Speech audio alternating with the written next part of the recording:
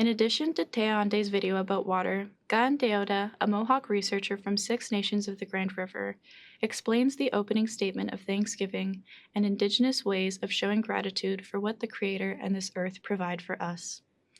She further exemplifies how co-creation between researchers and Indigenous communities can be safe, thoughtful, and successful through having an open or good mind and through intentional, authentic relationship building that recognizes that we can be medicine to each other. For more information regarding the Ohneganos Water Research Project, please visit www.ohneganos.com.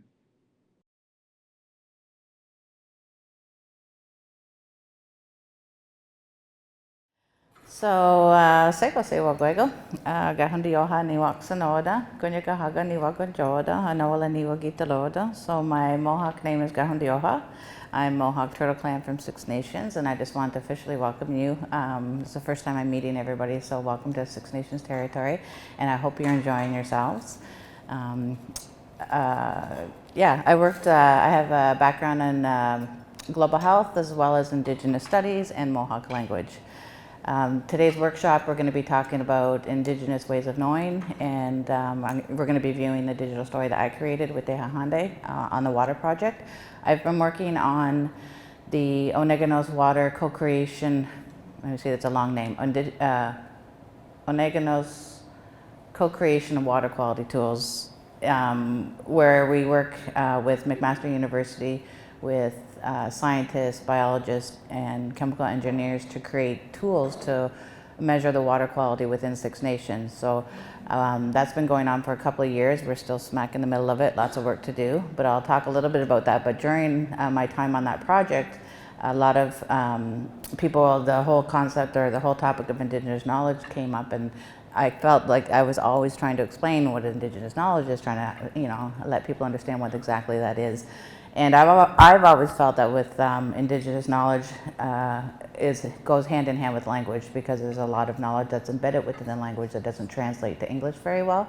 So I decided to make a digital story to represent that with Tehahenteh, and we'll show that to you in a little bit. I'm going to give you a question that I want you guys to think about, and then I'll collect your answers later for the activity. Is what is water anxiety to you? What does that look like to you? And what are some ways that you remedy that for yourself or your community even? Yeah, the opening address that Tehahenteh was speaking about, we usually do it every time we get together, and probably should have did it before we gathered here today in this circle. And we give thanks, like you said, that reciprocal relationship that we have with all of creation. We go through that whole creation, every aspect of it, and we give thanks to it specifically, because we do acknowledge that relationship. Even with our ceremonial cycle, is based on nature, is based on that relationship where we go and we give thanks to whether it be the maple trees or the harvest season or the strawberries, which is one of our leaders. We have a cycle, and that's what we live by, and that's our ways, just our way of being, that we appreciate everything that is provided for us, and in return we give them our gratitude and our thanks. And that's the continuation of it. That's the reciprocity. And when you look at things like research, I know a lot of you are doing research or doing projects with communities. Understanding that concept with an Indigenous community is really, really important, because that can be extended to every relationship. We even talk about how we give thanks to the people on the earth, and we give thanks to that relationship because we acknowledge that we are medicine to each other. So, Tehahenteh and I visiting and talking and creating that relationship, and that's medicine for me. Working together with everybody here, that's medicine for me. So we're medicine to each other. So when you go into a community, an Indigenous community, to do research, keep that in mind, that that's possibly their ways of being as well. Everything usually boils down to the relationship. And it can be a little bit taxing when you work with something that's a little bit different than what you know, because there's, coming from academia and coming from in community, there is a gap. And we acknowledge that. Everybody that's involved in like co-creation research, they do acknowledge that. But there's ways of kind of circumventing that. There's ways of building that bridge, and one is having an open mind and having a good mind that we talk about a lot in our ways of being, is keeping that gatnigonio, our good mind. And there's always ways around. Like we said, they're concerns, they're not problems, and we acknowledge the fact that when we come together as a group like this, and there is a concern, whether it be from either side, academia or community, that there are different perspectives and they're each valid and they're really important when it comes to creating an outcome. That's the whole point of co-creation. There are barriers that that you do come across, and it's just that patience and that understanding that it's about the relationship as well. That's first and foremost. That'll get you the most authentic relationship, the most authentic friendships. That will last longer than your project, and that's one of the most important things, because to work together and to create a future and to create a better future for the coming phases, we need to have a continual relationship that that's built in reciprocity, obviously.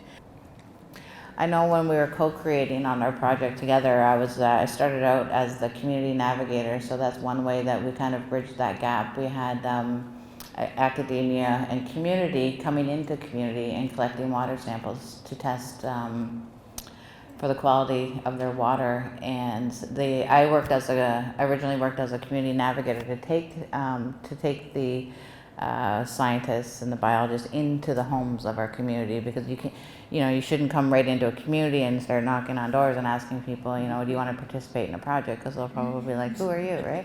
So it really helps to have that buffer of having like a navigator, somebody from the community already to kind of do that work for you. For both sides, it makes, the scientists and the biologists from McMaster comfortable coming in too. It's uncomfortable for both sides when you begin a project like that. But now I can say I've worked with them for a few years and they're just like one of us now. So it's just, it's that relationship that's the most important thing. So for the co-creation project, they have there's a website, and it's Ohneganos Co-creation, I think is the website. I'll put it up. But on that website, it speaks about the project that Dr. Don Martin Hill is doing, and it has other water videos and digital stories from Gowanio, which is the immersion school, Mohawk and Cayuga immersion school on Six Nations. The grades 7 and 8s created digital stories to talk about what water meant to them and some of the things that they're concerned about. Water plays a big part in our ceremonies as well. So especially for women, it's our responsibility to take care of the water and look after the water, because we're connected to the water through our moon cycle, which is connected to our grandmother moon. So there's this cycle specific for women when it pertains to water. There's also water involved in some of our ceremonial, like our water drum that we use when we do singing. I don't know if Eddie had one last night. There you go. So water is a huge part of, not just for our sustenance, not just for keeping us alive, but we have a connection to it through ceremony as well, and through responsibilities that we have as Haudenosaunee or women, specifically for us.